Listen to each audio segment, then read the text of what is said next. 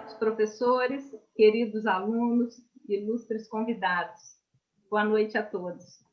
Meu nome é Valéria, eu sou a coordenadora do curso de Direito da Newton no campus Carlos Luz. Meu nome e da professora Sabrina Torres, coordenadora da Escola de Direito da Newton, no campus Buritis, cumprimento a todos os professores, convidados e alunos aqui presentes. É com imensa satisfação que hoje demos início à nossa primeira edição dos Diálogos Jurídicos, né, neste semestre, alinhado à constatação de uma nova realidade, né, quando vamos falar sobre a Lei Geral de Proteção de Dados. A LGPD inaugura uma nova cultura de privacidade e proteção de dados no país, o que demanda a conscientização de toda a sociedade acerca da importância dos dados pessoais e os seus reflexos em direitos fundamentais, como a liberdade, a privacidade e o livre desenvolvimento da personalidade das pessoas. Costumamos dizer que tempos difíceis geram pessoas mais fortes. Estamos atravessando um período que certamente já está nos fortalecendo como sociedade, sobretudo como seres humanos. E, diante dessa nova realidade, precisamos estar atentos também a reflexões jurídicas importantes. Diante disso, eu quero apresentar, para iniciar os trabalhos de hoje, os nossos palestrantes, e eu vou passar a palavra para a professora Sabrina fazer essa apresentação. Uma excelente noite a todos. Boa noite a todos. É uma imensa satisfação ter grandes doutores conosco. Na noite de hoje, durante o dia, tivemos também uma manhã muito proveitosa. Quem teve a oportunidade de estar conosco, nós tivemos três palestras fantásticas, e com certeza teremos também, já estou aqui ansiosa pelos conteúdos da nossa noite aqui do Diálogos Jurídicos. Quem iniciará os trabalhos conosco nessa noite será o professor doutor João Vitor. Ele vai falar sobre a responsabilidade civil e redes sociais, riscos e desafios aos direitos fundamentais.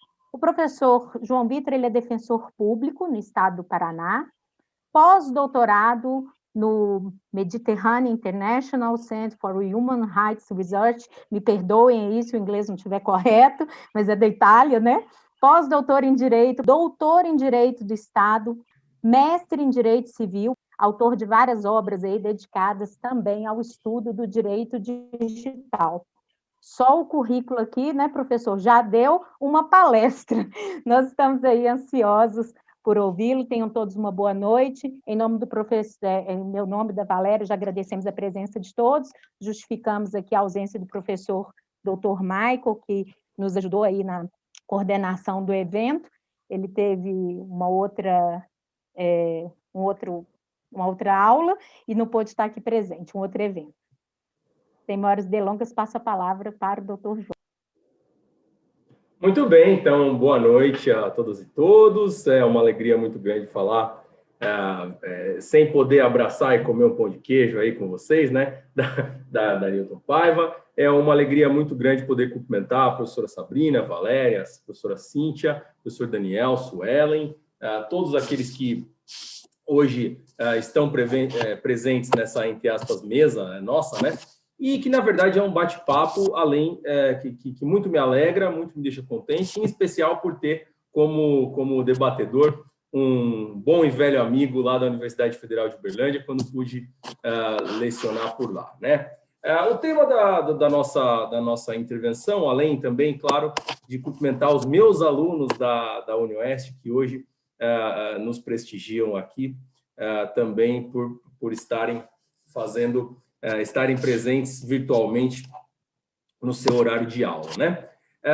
Bom, eu fui convidado para falar aqui sobre um tema que é um tema que há muito tempo a gente vem debatendo, vendo inúmeras alterações no ramo do direito, em especial num mês, enfim, bastante feliz nesse sentido para nós, em que o MEC finalmente reconhece a disciplina do direito digital como uma disciplina obrigatória, né? Eu fico muito feliz também, porque desde muito tempo nós temos pesquisado nesse sentido, temos incentivado pesquisas nesse sentido, temos liderado pesquisas nesse sentido, sendo o professor Arthur também um dos membros do nosso grupo de estudos, nosso grupo de pesquisas sobre direito digital. E aí o recorte que me toca é o recorte relativo às redes sociais, esse fenômeno das redes sociais, né, que essencialmente tomou a nossa realidade, invadiu a nossa realidade de uma maneira inexorável, de uma maneira que, inclusive, é cada vez mais difícil fugir dela, e agora a pandemia, então, fez com que toda a nossa comunicação e praticamente todos os serviços fossem mediados por essas sobreditas plataformas, mas mais tecnicamente por esses provedores de aplicação, que é como a lei os chama aqui no Brasil.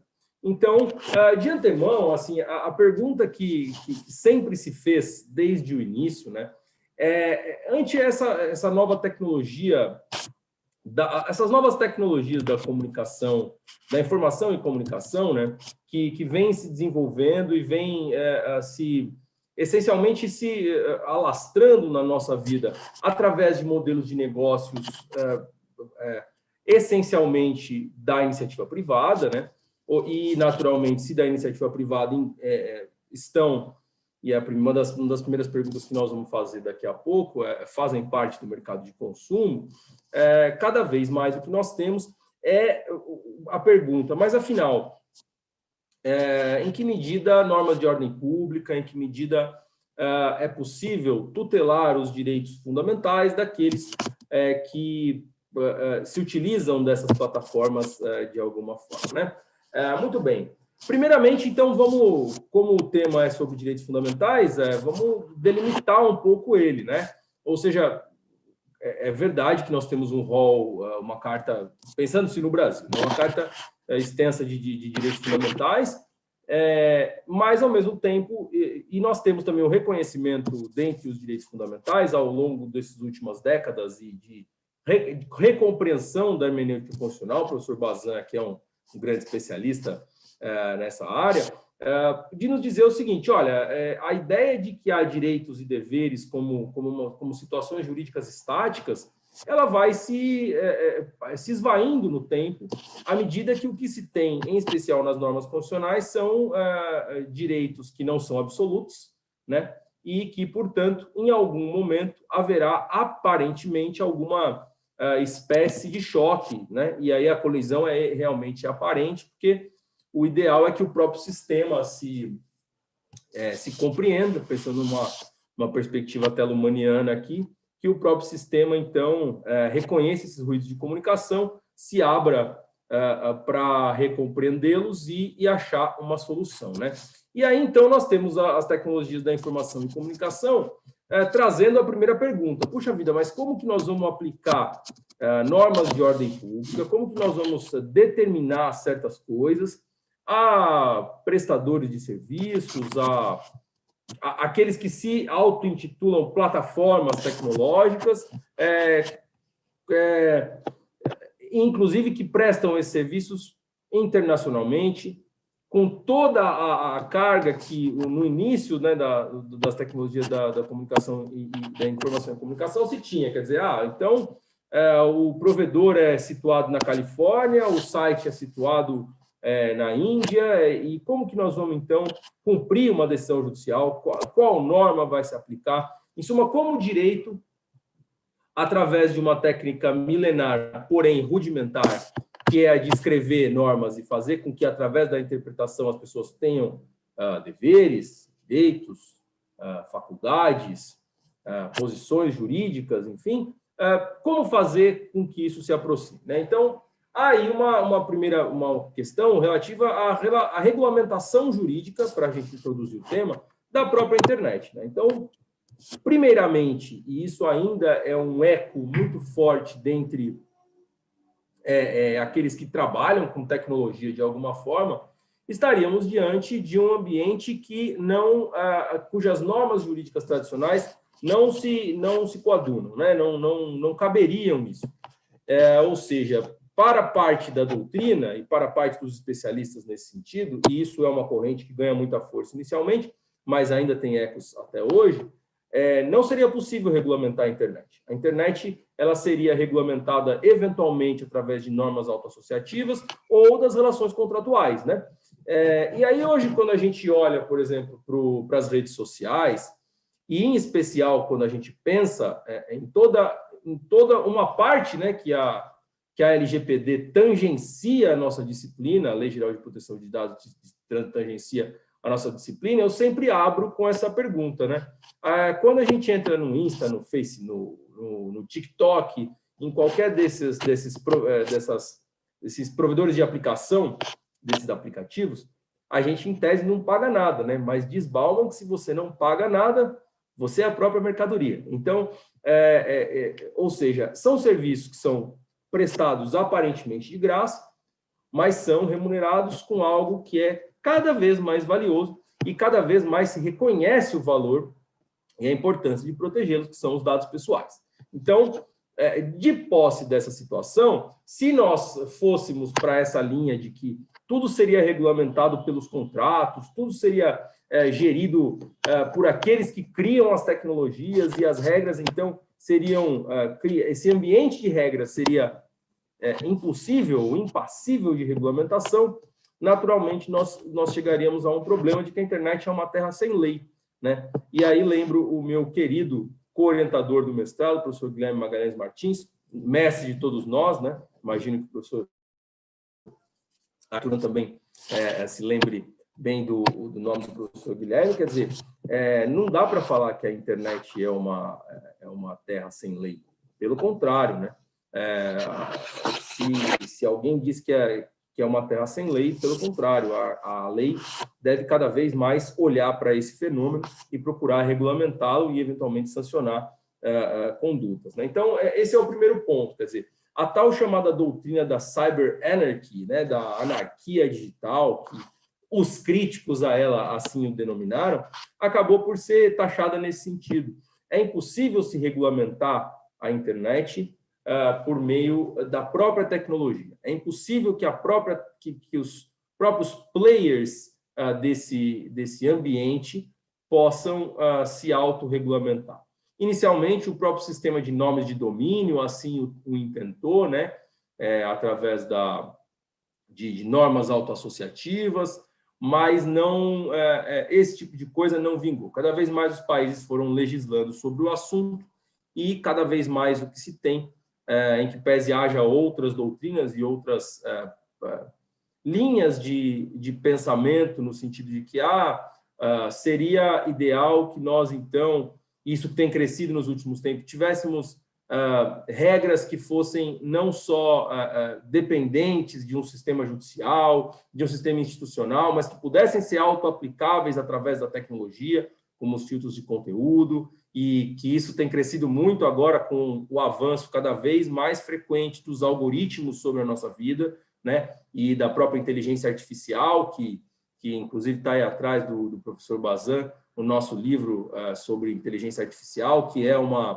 sem sombra de dúvida, é algo que veio para ficar e veio, então, para desafiar, mais uma vez, trazer um novo ciclo de desafios aos direitos fundamentais na internet, né? E, de modo geral, nas tecnologias da informação e comunicação. Então, cada vez mais, o que tem crescido é a chamada doutrina da regulamentação estatal, né? Ou seja, você tem estados soberanos, os estados soberanos vão legislar, as constituições vão se aplicar, e o método, então, de compreensão do direito digital é um método, sobretudo, de comparação, ou pelo menos de conhecimento do direito estrangeiro. É impossível você estudar direito digital sem saber, pelo menos, como se regulamenta o conteúdo nas redes sociais na França, nos Estados Unidos, como a Alemanha trata o discurso de ódio, como a Suprema Corte da Nova Zelândia decidiu sobre o tema. Então, é, acima de tudo, uma matéria que cada vez mais é necessário que nós conheçamos a legislação nacional, é necessário que nós conheçamos a jurisprudência nacional, porque ela tem um papel criador muito importante. Recentemente, semana retrasada, passado ou retrasado, tivemos aí uma decisão do STJ que chacoalhou, né, o direito digital e as plataformas no tocante ao Airbnb, por exemplo, né, e esses modelos de negócio de otimização ou utilização da propriedade privada, na propriedade imobiliária, especialmente.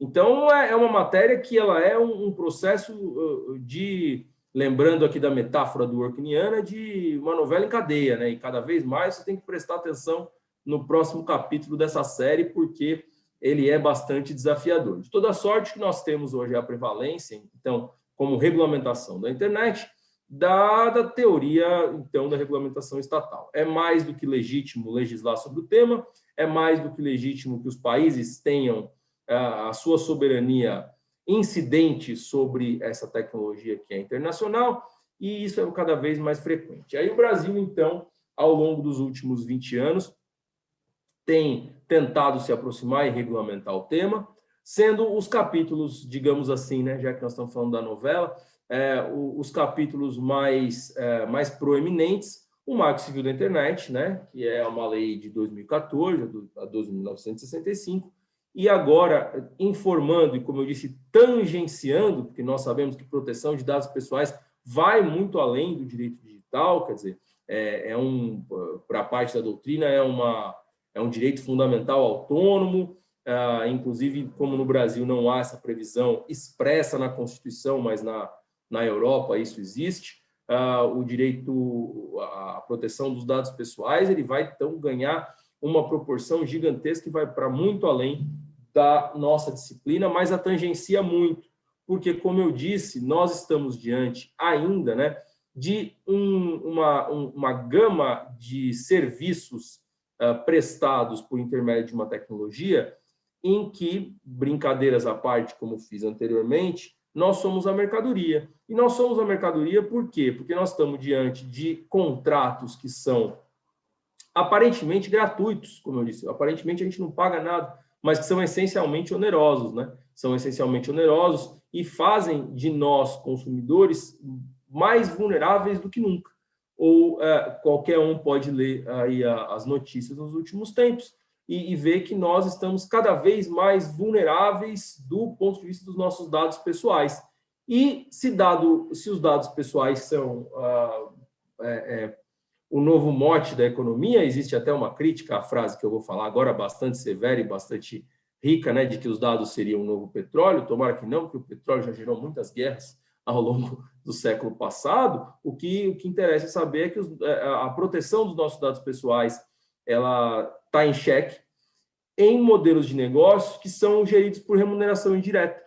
Por que são geridos por remuneração indireta? Porque o que realmente faz com que nessa competição acirradíssima, eu vi recentemente uma aula no pós-doc do professor Felipe Chiarello, do Mackenzie, me chamou muito a atenção um prolegômeno que ele cita, né, das marcas mais valiosas do mundo e das empresas mais valiosas do mundo, né? Nos últimos 10 anos, as Big Techs, que são as empresas que têm a base tecnológica como o seu principal mote, têm liderado sobre todas, né, em termos de valor de mercado. Então, de fato, nós estamos num novo mundo em que os dados pessoais são cada vez mais valiosos. E aí vamos para as redes sociais e pensemos o seguinte: bom, tudo bem, nós então estamos diante de uma relação que ela é essencialmente de consumo.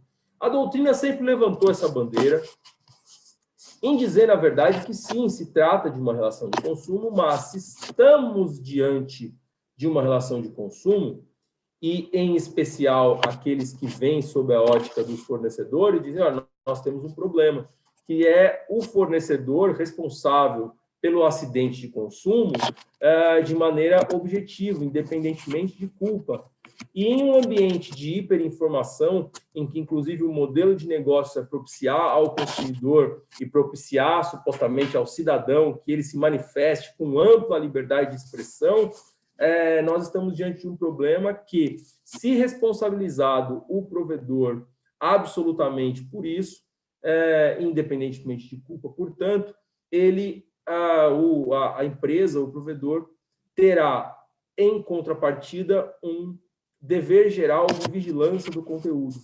E nós não podemos fazer isso porque estamos aí batendo, olha aí a colisão, né, de direitos fundamentais, estamos aí nos chocando com um outro direito fundamental, que é o da liberdade de expressão, que é o da livre opinião. Nós não podemos, a priori, controlar o conteúdo que é postado nas redes sociais, né?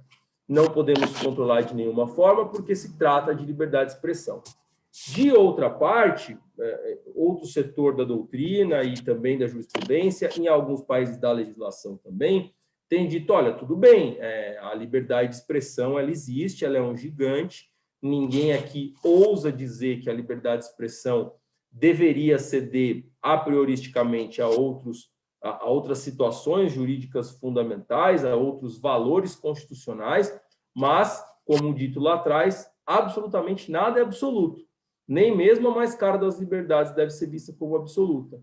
Há limites, e esses limites, então, carecem que ambos, ou todos, na verdade, os envolvidos nessa relação jurídica, tenham o seu grau de responsabilidade. Muito bem. Depois dessas premissas, né, já na década de 90, nos Estados Unidos, veio a primeira legislação, na verdade já havia alguma coisa, mas a primeira legislação emblemática é essa, que é a legislação que, então, trouxe como conclusão, trouxe como mecanismo de responsabilização o chamado princípio do notice and take down, né? Ou da notificação para retirada. Como que nós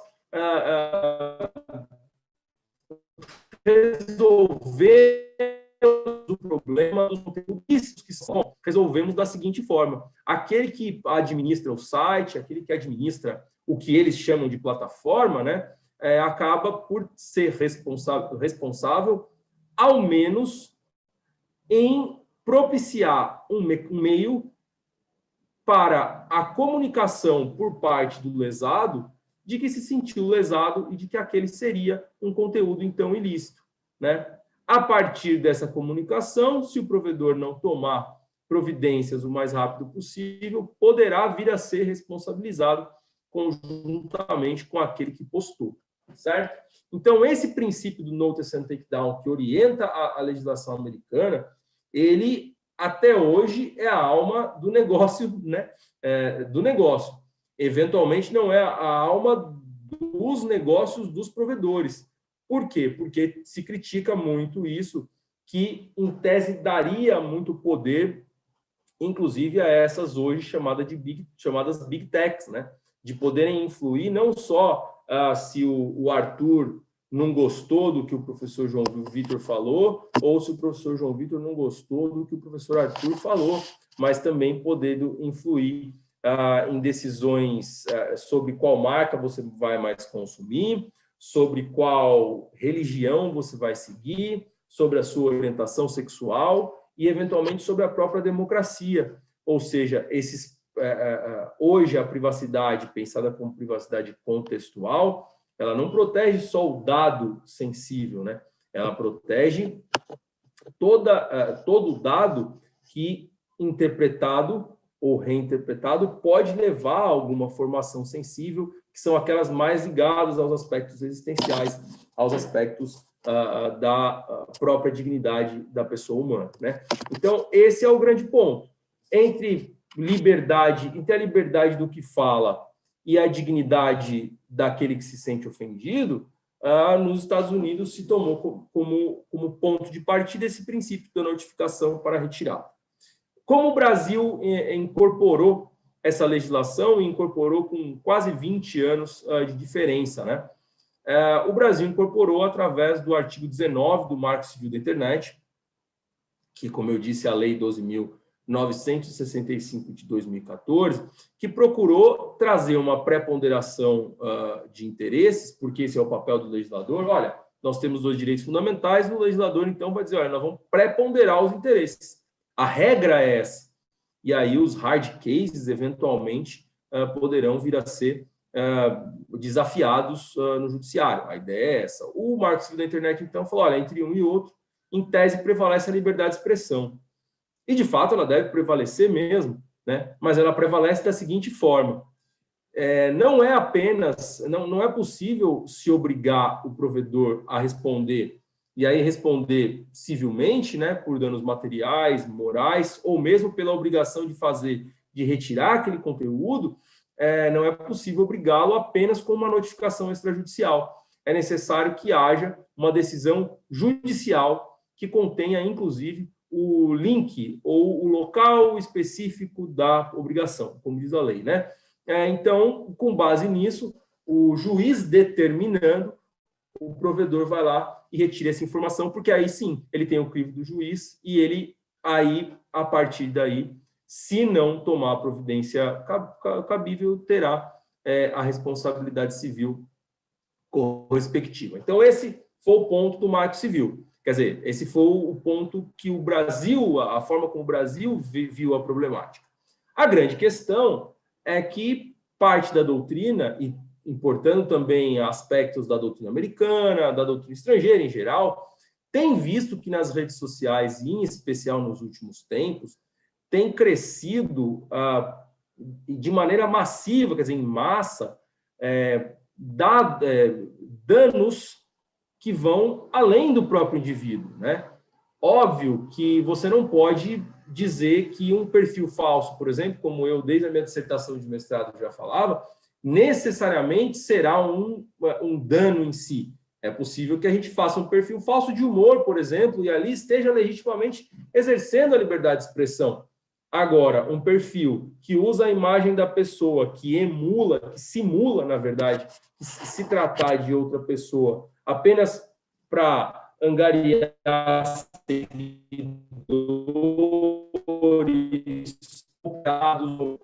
de outros ilícitos, parte da doutrina já diz, olha, nesse caso aí nós poderíamos pensar numa exceção, né? Porque não se está necessariamente diante de um... Bom, se eu começar a falar, falou que a internet estava instável, espero que tenha voltado. Então, necessariamente, você estaria diante da liberdade de expressão. Então, poderia haver uma regra diversa. Muito que bem.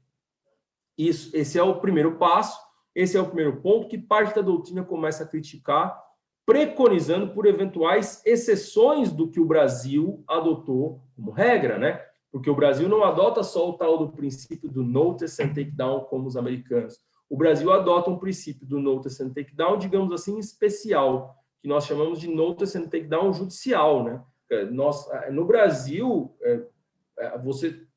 essa é uma regra muito rara no mundo, somente a judicialização. Eu, como defensor público, sei a realidade a maioria, talvez todos vocês, se não os alunos, sabem como que é a realidade do judiciário, como que é o acesso à justiça, qual é a dificuldade de judicialização. Todas as pessoas que são vítimas de danos todos os dias têm esse acesso amplo ao judiciário, a ponto de dizer, olha, foi postada indevidamente uma foto, né, em situação vexatória, foi feito um perfil falso num site, por exemplo, de relacionamento, e eu sou casada, usaram a minha foto para praticar golpes num conhecido site de compras na internet.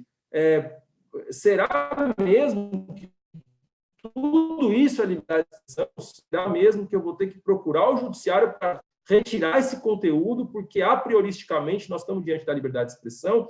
Então, parte da doutrina começa a levantar a necessidade de um recompreender do artigo 19, e hoje sabemos que o artigo 19 está sub júdice em termos de constitucionalidade, com um tema de repercussão geral no Supremo Tribunal Federal, e há toda uma polêmica, toda uma discussão acerca do que seria essa regra. A única exceção legal para dizermos que não existe, no caso brasileiro, é o da pornografia de vingança, né?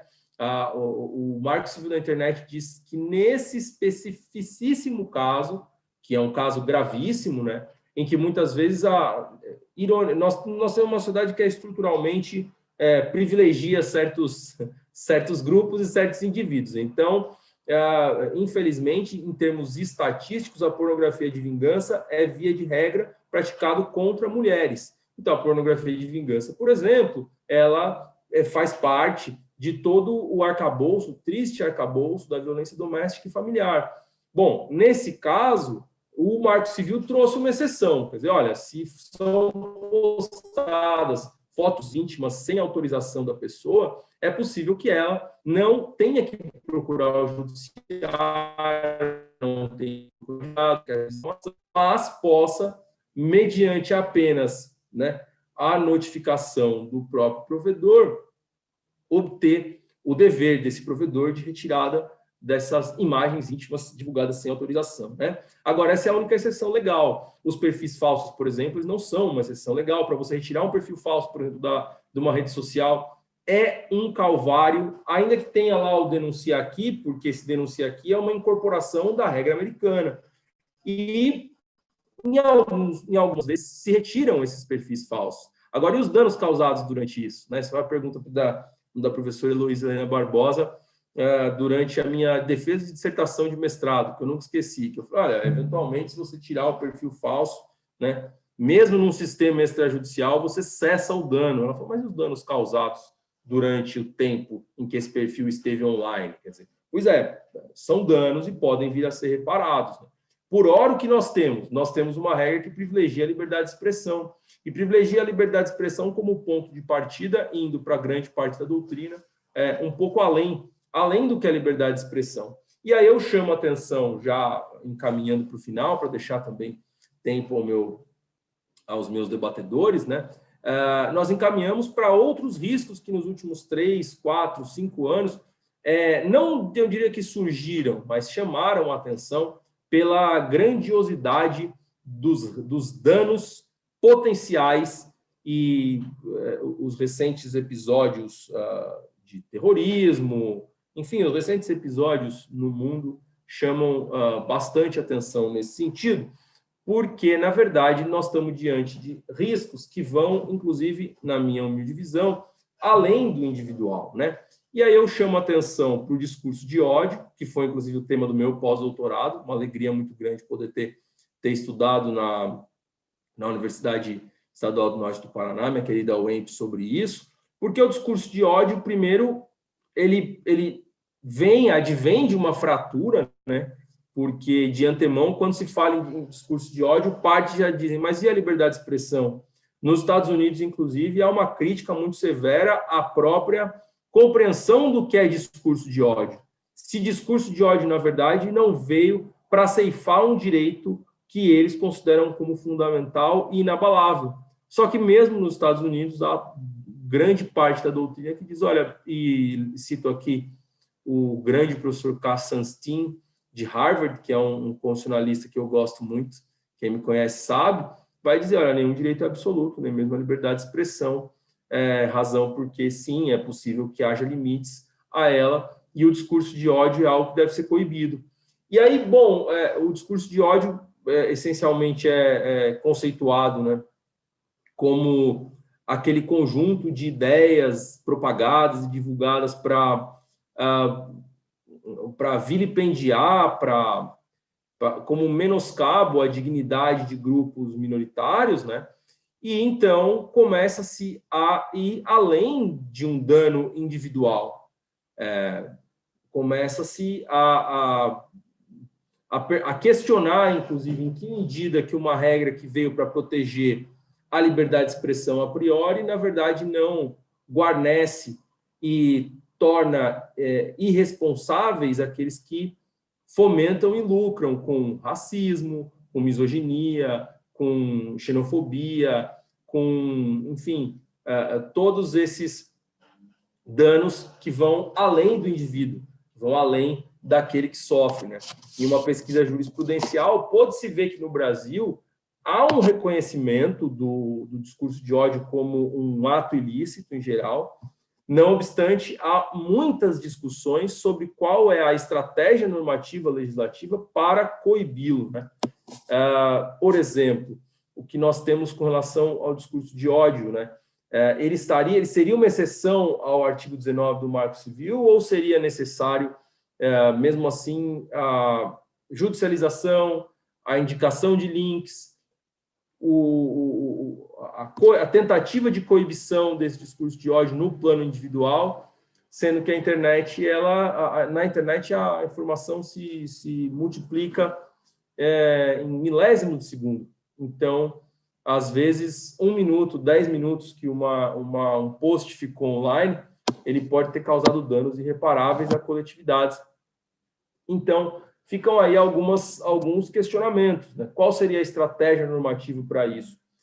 Como outra parte, e aí eu já vou finalizando a minha exposição aqui, como outra parte, um movimento que ganhou força no ano passado, na verdade, no início desse ano, mas já no fim do ano passado, foi no sentido da chamada autotutela pelos provedores, né? Nos Estados Unidos, em especial, onde tudo surgiu, e onde a maioria dos provedores, da sede dos provedores está localizada, começou-se um movimento das próprias empresas de procurarem coibir, retirar esse conteúdo. E aí voltou-se a pergunta, mas será que eles não estão censurando a internet? Não, será que não está havendo um papel de censor de fato do conteúdo? Em que medida, trazendo isso para a realidade brasileira, um provedor não pode também ser responsabilizado pela retirada unilateral de um conteúdo? Quais são os critérios utilizados pelo provedor para isso? E toda essa gama de problemas e de subproblemas acaba por levar a uma conclusão, né? Nas redes sociais, e quanto a direitos fundamentais e riscos a eles inerentes, pode-se dizer que nós estamos ainda num processo de construção, de compreensão da dimensão do problema e, acima de tudo, de decidir deliberativamente qual seria a estratégia normativa mais adequada para proteger adequadamente, de um lado, a liberdade de quem posta, que, sem sombra de dúvida, é um direito fundamental e jamais pode ser compreendido, em meu humilde sentir, no contrário, mas também para proteger outros direitos fundamentais daqueles que sofrem danos, que vão além do indivíduo, que podem chegar a coletividades e até mesmo o sistema democrático, a esfera pública, a possibilidade de deliberação e de discussão livre e sadia de ideias, a informação, a ciência, a saúde e outros elementos, digamos assim, cada vez mais, e direitos difusos acima de tudo. Então, é essa a minha intervenção nesse momento, agradecendo a todos mais uma vez e ficando amplamente aberto ao debate e a perguntas.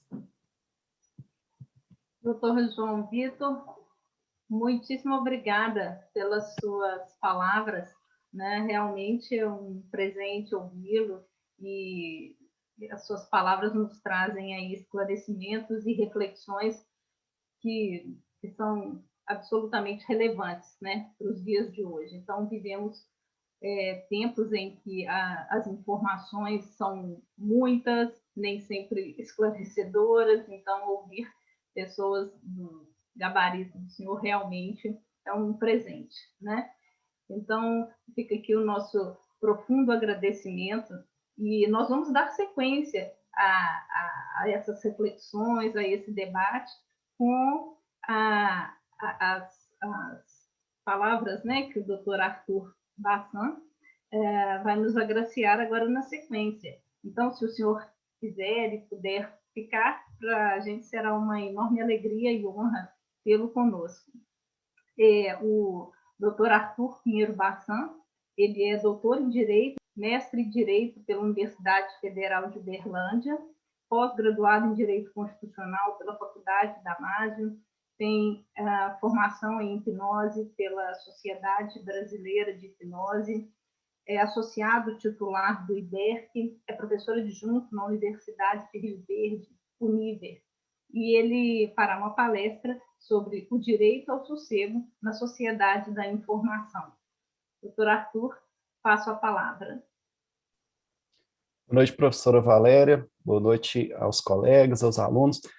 Faço aqui um agradecimento breve, né, à professora Valéria, a coordenadora do curso. Uma grande alegria estar aqui e agradeço de forma colateral também ao amigo Michael César pelo gentil convite. Cumprimento aqui meu amigo, o professor João Vitor, e digo que é um grande desafio, né, falar depois do professor João Vitor, tendo em vista que quando eu fui aluno do professor João Vitor, e quem vê esse rostinho de bom homem aí não conhece o professor rígido que é, e os alunos que estão acompanhando aí fiquem espertos com ele, eu lutando e pensando em passar num OAB e o João Vitor no doutorado já estudando direito digital. Eu sequer sabia que era direito digital, né? Eu também não estava interessado, porque não caía no OAB, meu foco era o OAB.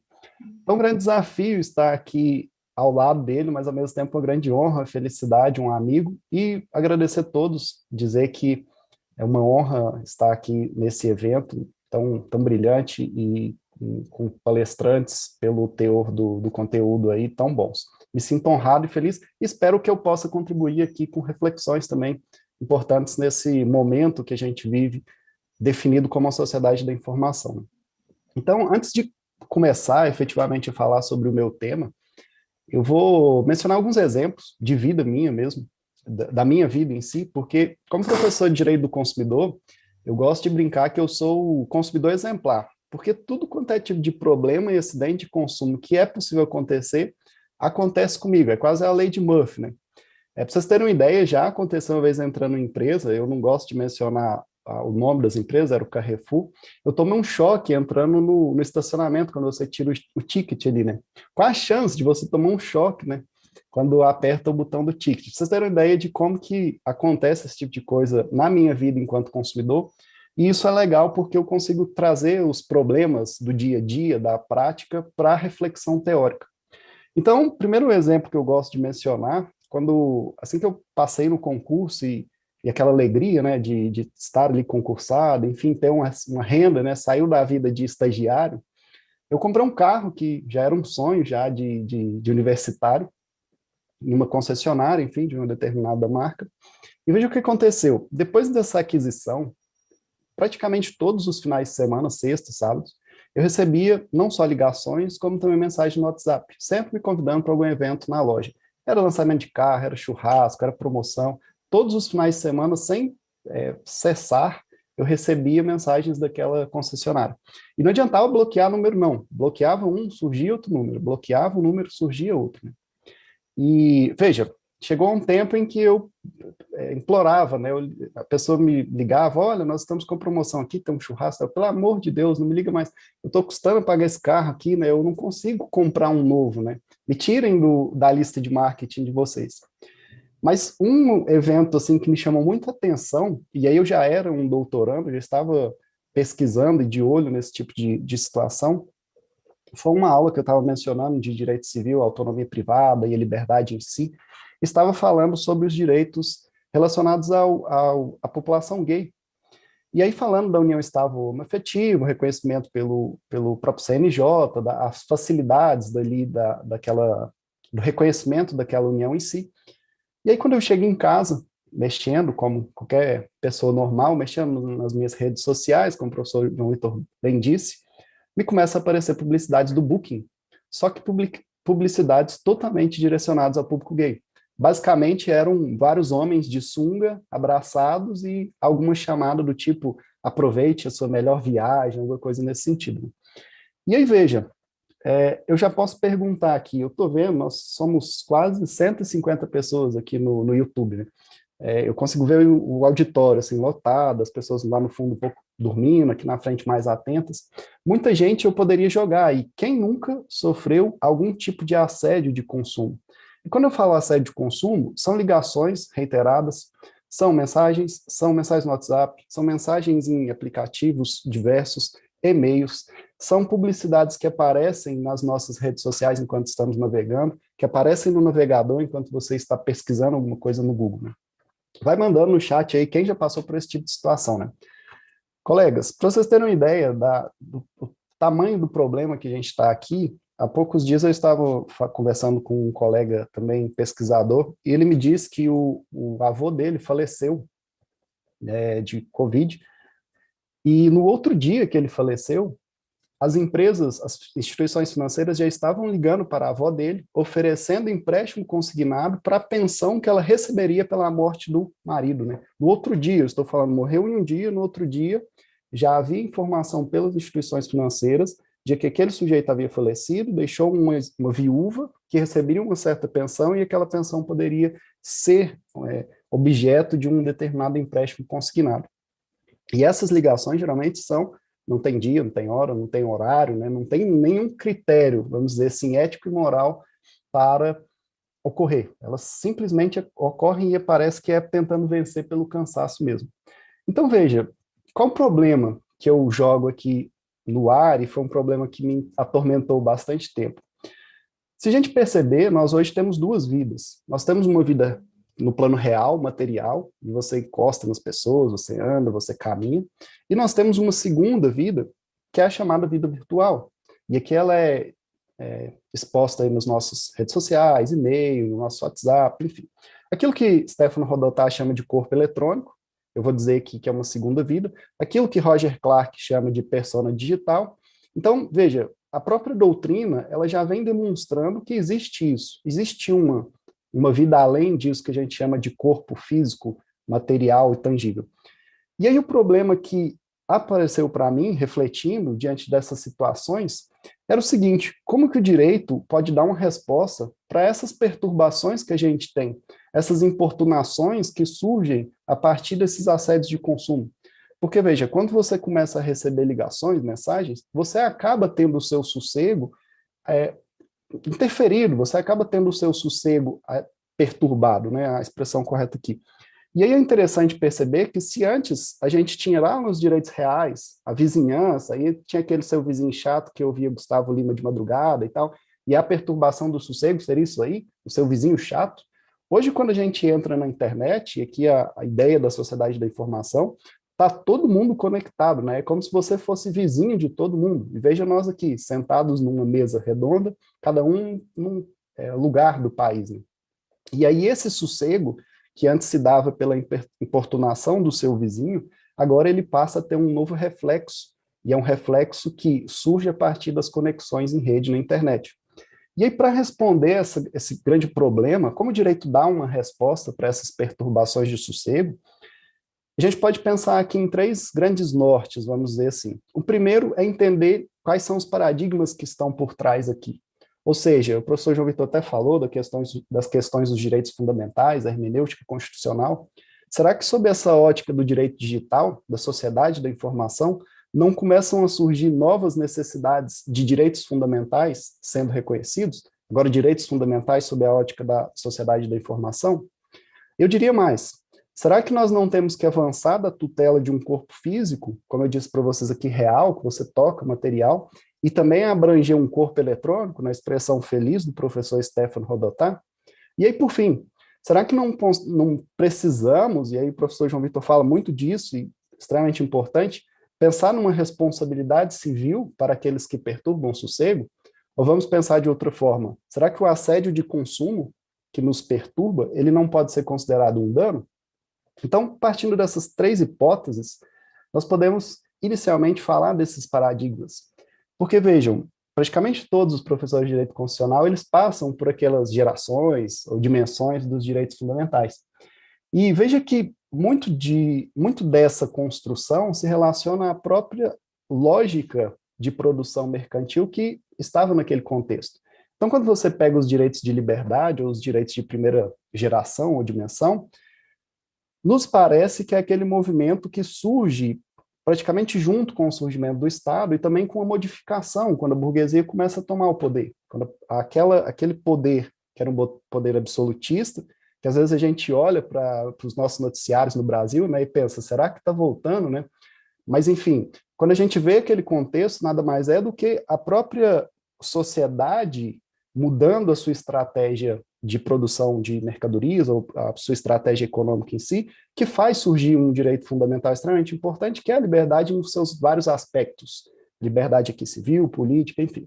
A gente avança para a segunda dimensão, a segunda geração de direitos fundamentais, são os reconhecidos direitos sociais, E eles parecem surgir num contexto em que a Revolução Industrial ela tomou um tamanho, uma proporção tão gigantesca, que já não se reconhecia mais só a liberdade como um fator que garantiria dignidade às pessoas. Você precisava ir além, o Estado precisava atuar.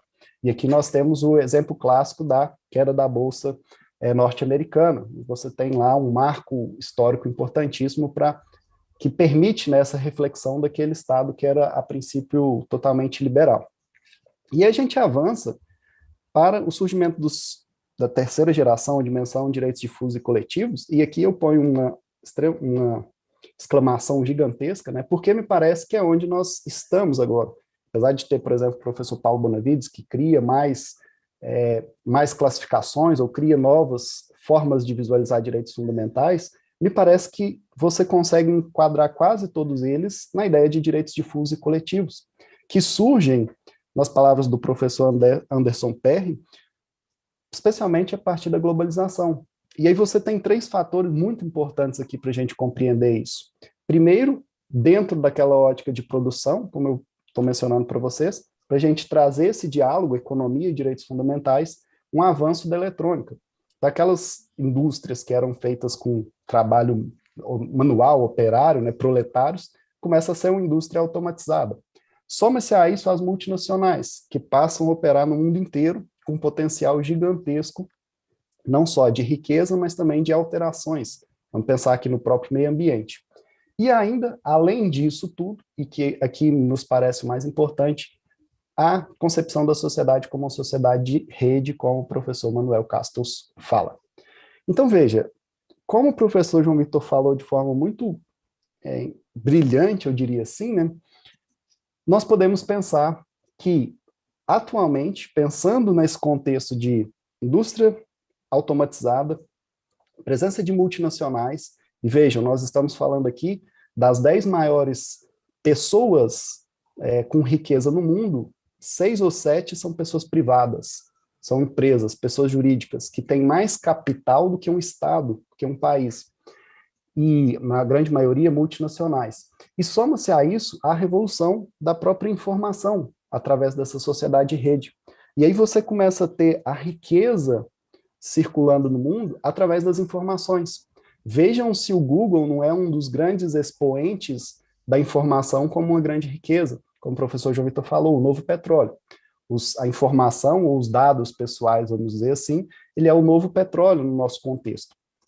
E aí o que nós podemos destacar a partir dessa compreensão é a seguinte: se a informação é a nossa nova riqueza, nós podemos dizer que a sociedade da informação, ela gira em torno dessa riqueza que nós estamos falando aqui, que é a informação.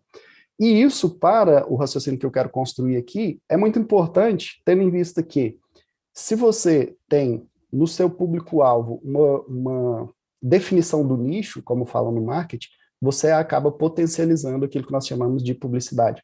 Então, a publicidade ela passa a ser direcionada. E eu insisto, a partir da coleta de informações das pessoas no mercado, os consumidores, você possibilita que o mercado trabalhe de forma otimizada, reduzindo custos para oferecer produtos e serviços àquelas pessoas que realmente têm interesse ou que realmente podem comprar, tendo em vista o interesse por trás ali, ou um perfil de consumo em si. E aí é onde surge a grande tônica da publicidade direcionada, que foi, inclusive, um dos pilares para o Google se transformar na empresa gigantesca que é hoje e de grande potencial. E vejam que interessante, quando eu falo que a riqueza está na informação, a gente pode até mencionar algo, uma expressão que já é corriqueira no mundo digital, né? Que a empresa de transportes mais rica do mundo não tem um veículo. Vamos pensar aqui no Uber, né? O que o Uber tem? Ele tem informação de quem tem um carro e oferece transporte e quem não tem um carro e quer transporte. E aí, veja, a ideia aqui desses aplicativos é conectar as pessoas que têm interesse com as pessoas que oferecem produtos e serviços. E aí eu insisto, é onde a publicidade direcionada, ela ganha um valor e um potencial muito grande na sociedade de uma forma geral. E aí a gente fecha esse primeiro raciocínio para dizer, dentro da ideia de paradigmas, nos parece que hoje os direitos fundamentais mais importantes são aqueles relacionados à sociedade da informação. E aí eu poderia ir mais, dizer que, citando aqui o professor Yuval Harari, que talvez a proteção de dados pessoais, junto com a sustentabilidade, sejam os dois grandes marcos do nosso século XXI, naquele livro famoso dele, né, Lições para o século XXI, Breves Lições para o século XXI. E a gente pensa o seguinte, poxa, se a sociedade agora é a sociedade da informação, se a riqueza está na informação, nos parece que se eu tenho uma vida, que é a vida real, material, que precisa ser protegida, essa vida minha que é projetada por meio de informações, ela também necessita de uma certa tutela. E a gente avança para aquela segunda hipótese mencionada. A tutela da pessoa, ela passa de uma tutela do corpo físico para a proteção de um corpo que nós vamos chamar de corpo eletrônico. As palavras, insisto, do professor Stefano Rodotà. Hoje nós temos, inegavelmente, duas vidas. Você chega em casa, se no seu trabalho não fica mexendo na rede, na internet, já abre as redes sociais, já abre o WhatsApp, já abre o Facebook, já abre o e-mail, já começa a verificar o que está acontecendo na sua segunda vida, que é a vida virtual. E isso se avança por meio das novas gerações, digamos assim, né? E você tem blogs, você tem YouTube, você tem Telegram, você tem TikTok, e a infinitude de conexões e redes que interligam as pessoas na internet em si, elas vão ampliando isso que a gente está chamando de vida digital ou corpo eletrônico. Mas o mais importante é que a vida virtual também faz parte da vida.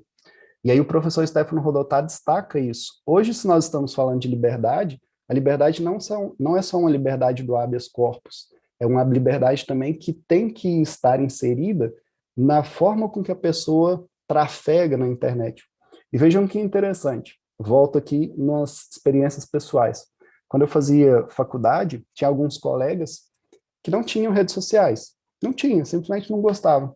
Isso não me interessa, só fofoca. Até um dia em que eram engenheiros, amigos engenheiros.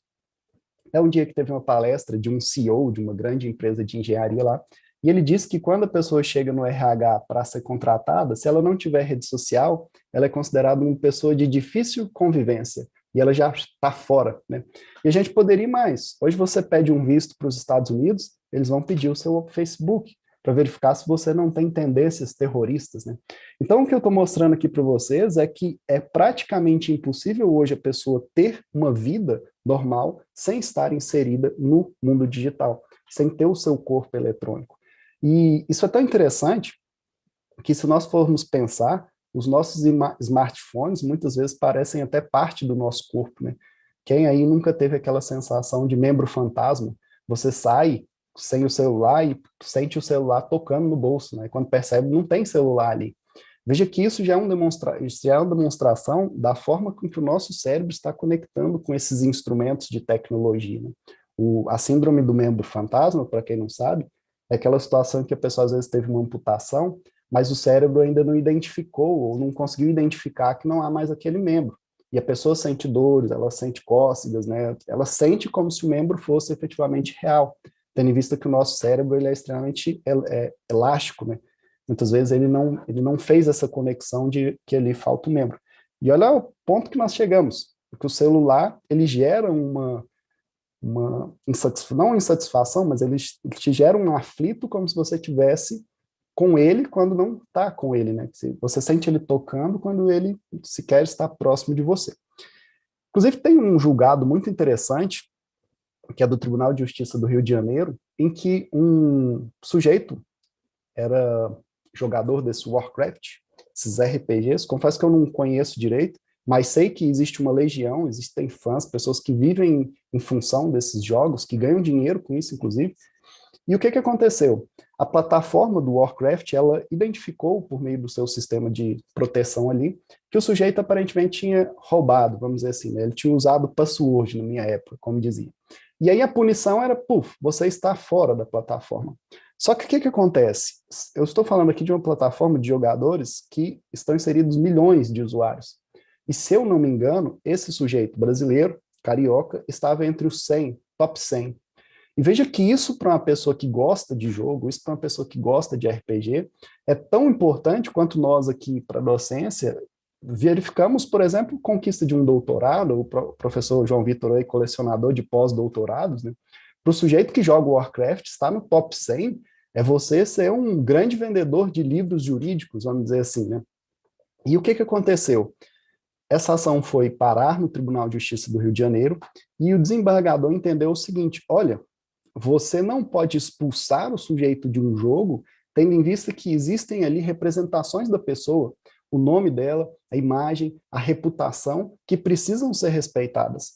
O que você precisa garantir, plataforma, é um mínimo de defesa, porque pode ser que o sujeito não tenha fraudado nenhum tipo de regra do jogo. Olha que loucura, né? Talvez nós estudaremos mais à frente a aplicação do devido processo legal nas plataformas de jogos eletrônicos, né? E eu estou falando de um mundo que gira milhões de reais, né, de dólares. Eu estou falando de um mundo em que há pessoas que se identificam efetivamente com o jogo. E, obviamente, onde existe pessoa, existe autonomia, existe desenvolvimento de vidas, o direito precisa aparecer para garantir um mínimo de proteção, de segurança. E aí, vejam, onde eu quero chegar.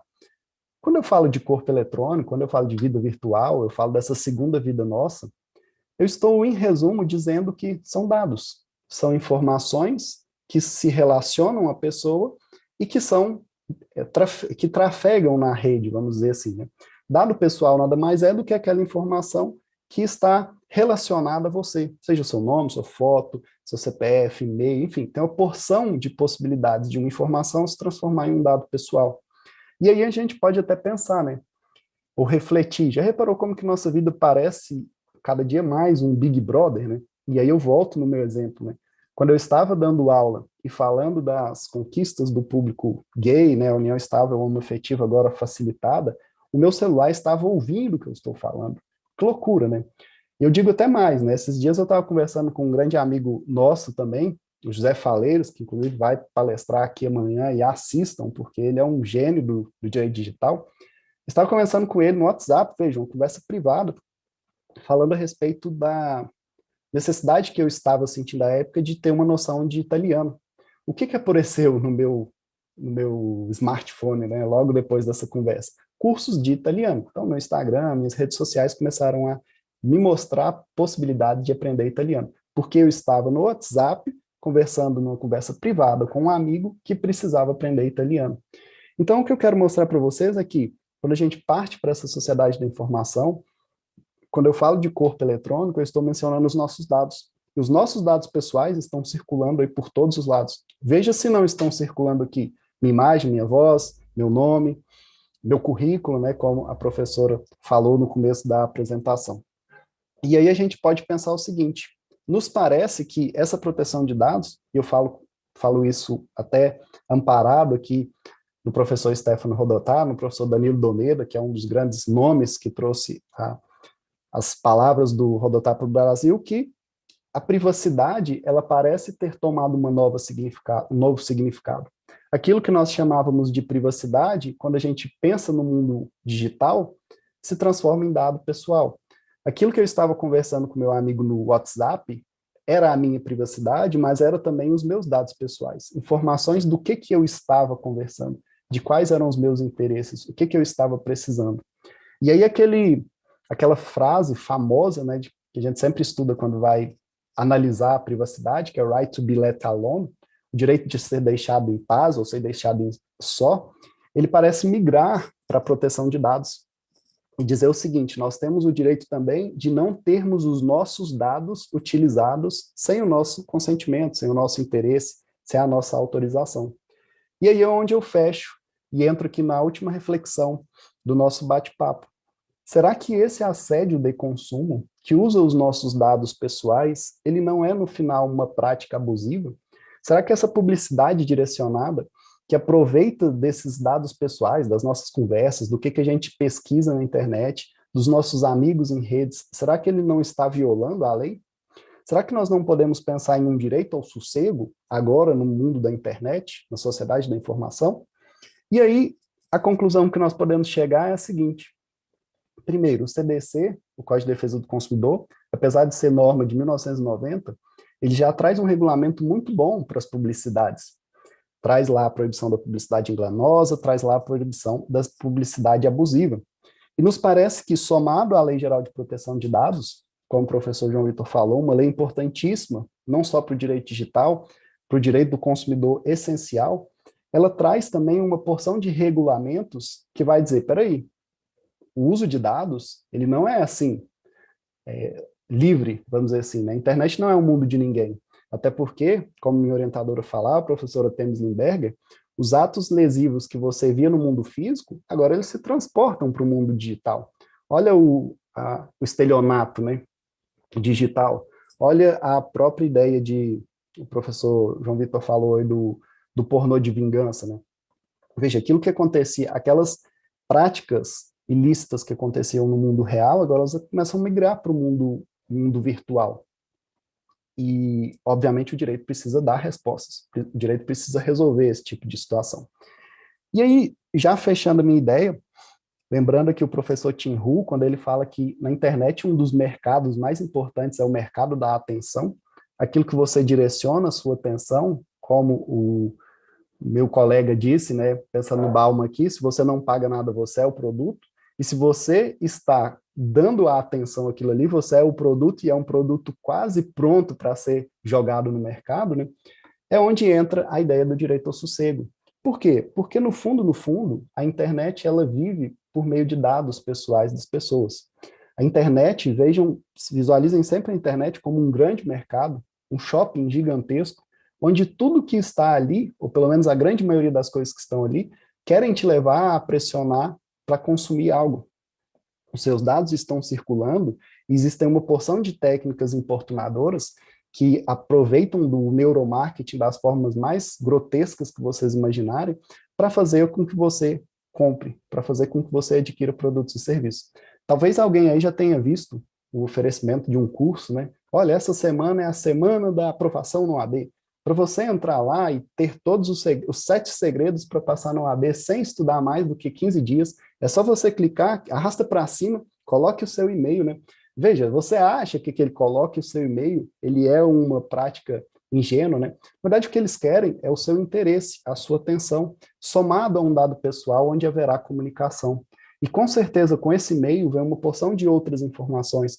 Onde você formou, qual é a sua classe, quais são seus amigos, quais são as suas práticas de consumo em geral, que vão definir aquilo que a gente chama de profiling, o seu perfil de consumo. E na internet, o seu perfil de consumo é tudo. Por quê? Porque é ele que vai permitir, a gente volta lá no começo, a publicidade direcionada. Se eu sou do direito, a Saraiva vai me mandar publicidades de livros jurídicos, não de livros de biologia, de química ou de física. Então, veja que quando a gente pensa nesse assédio de consumo, quando ele é praticado por meio de proteção, por meio dos dados pessoais, perdão, ele se torna muito mais preciso, ele se torna muito mais ativo no que significa, no sentido de gerar aquilo que a gente chama no final de a compra, o ato de compra em si. Então, para finalizar o nosso raciocínio aqui, a nossa observação, quando nós falamos do direito ao sossego, foi uma construção no meu trabalho de doutoramento que surgiu da ideia do meu orientador do mestrado, professor Fernando Martins, quando ele dizia o seguinte: se lá no século, no início no surgimento do direito, vamos dizer assim, né, o surgimento do Estado constitucional, as pessoas estavam construindo uma garantia fundamental para a nossa liberdade, que era o habeas corpus. Parece que atualmente, e pensando inclusive numa paráfrase que é o próprio Stefano Rodotà, atualmente a nossa liberdade ela não está só no corpo físico, nós precisamos ter uma liberdade também na mente, um habeas mente. E esse habeas mente se daria como? A partir do momento em que os nossos dados, nossa informação, pensando que estamos cada vez mais conectados, ela tenha a proteção.